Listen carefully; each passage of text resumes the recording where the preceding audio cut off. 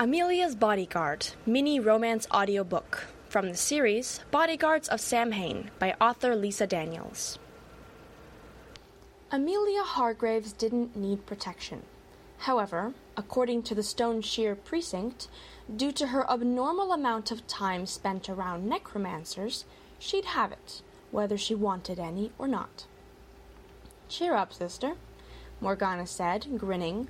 Amelia responded with a frosty glare. "It's all right for you. You actually need the bodyguard.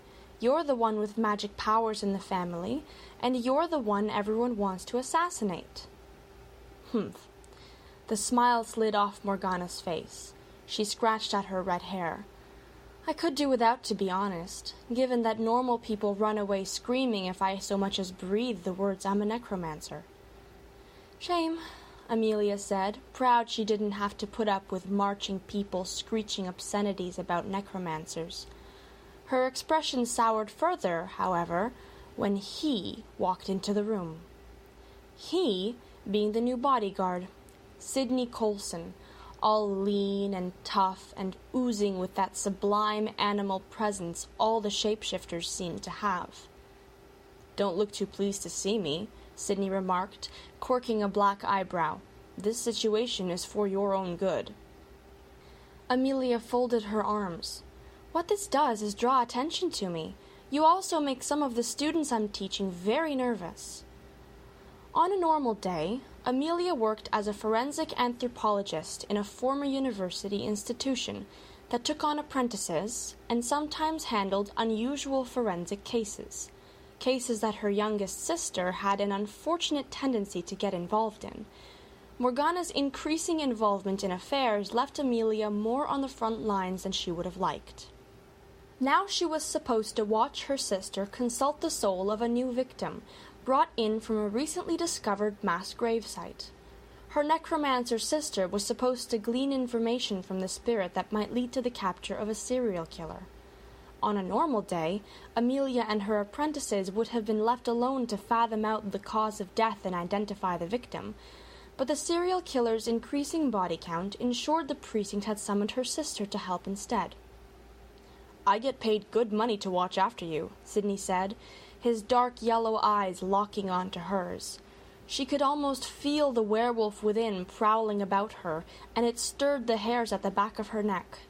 "And I'm pretty sure I saved you from an assassination attempt the other day." "That assassination attempt was a street worker trying to give me a leaflet," Amelia noted. "It's what an assassin would want you to think." He winked. "Bother." She shook her head, ignoring his wolfish grin, and followed her sister into the operating room. Ready to watch Morgana perform the miracle of spiritual interrogation, again, made Amelia's own professional status feel ever more mundane. Sidney stood right behind her, close enough for Amelia to imagine that she felt his breath misting against her neck. Or perhaps that was just the presence of the spirit bound to the shrouded body on the table. Morgana's personal bodyguard stood near her sister to protect, his expression unfathomable. 2 more people shared the room, policemen ready to take down the oncoming statement, should the spirit be cooperative and not decide to rampage. Amelia watched her sister settle down, slip into that otherworldly trance, and shivered as the air stirred around them.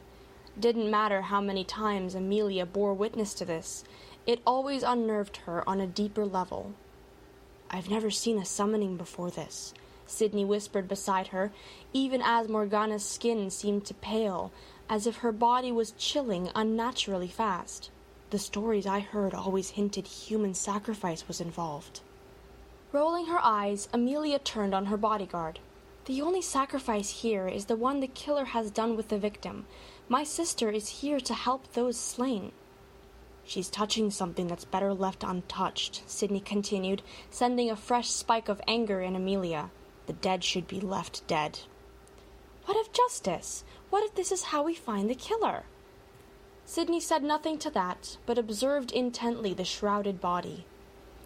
It rose up with a creak, glowing with a haze of blue before the color diminished. The shroud fell away, revealing a spiritual human shape covering the bones of the shroud once concealed. Morgana's eyes opened. "Speak your name, spirit." The spirit examined its ghostly hands in an absent way. "Freda Garfield." Her voice was like a sigh, like wind through leaves. The chill in Amelia's spine intensified. A hand braced on her shoulder. Sidney. His pupils had contracted, and she sensed, somehow, the fear in him, a primal fear that bit into the soul. She patted his hand a little awkwardly, and it snapped him out of it. "You will not be harmed," she whispered to him. He let out a soft snort. "It's not me I'm worried about." Liar, Amelia thought, though she didn't challenge him on it. Her sister continued to interrogate the spirit, gently prying answers from it. Like many of the deceased, Freda didn't have a strong awareness of the amount of time that had passed. The precise circumstances of her death took more prodding, until Freda finally gasped out an address. The place she had gone to on a blind date, which ended up being the last place she was alive in. That, along with the physical description provided, and a potential false alias. They scribbled down the information with excited determination. Morgana dismissed the spirit after making it lie back on the table again. The bones popped into appearance, no longer covered by the soul. Amelia smiled at her sister when she turned to look, though there was still a part that felt jealousy.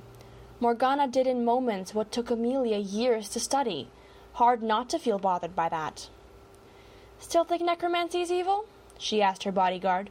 He appeared troubled, a little less quippy than usual.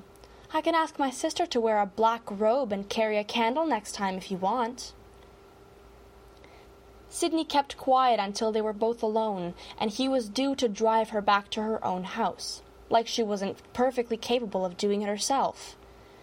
"Maybe I was wrong," he said, his hands idling on the wheel, not yet starting the car. His hands were big, rough-looking, with a faint stretch of dark hair creeping up from the wrist. "I don't know what I thought I would see, but that wasn't it." Amelia had the grace to smile at him. "That person will be brought to justice. So will all the others who have been taken. It's good when my sister does. It's all she ever wanted to do." Sidney swallowed a lump in his throat, nodded, then smiled the kind of smile that made things buzz in Amelia's stomach. Oh, no. This would be dangerous territory. It didn't help that the smile accentuated every aspect of him that Amelia found attractive in men, or maybe just him.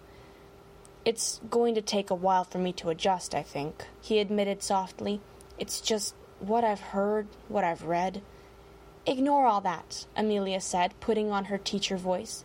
"Tell me what you saw with your own eyes." Her bodyguard nodded again. "I saw someone's voice being heard, someone who was meant to be silenced." Amelia rested a hand on Sidney's arm, trying hard to ignore the uncomfortable sensations in her stomach.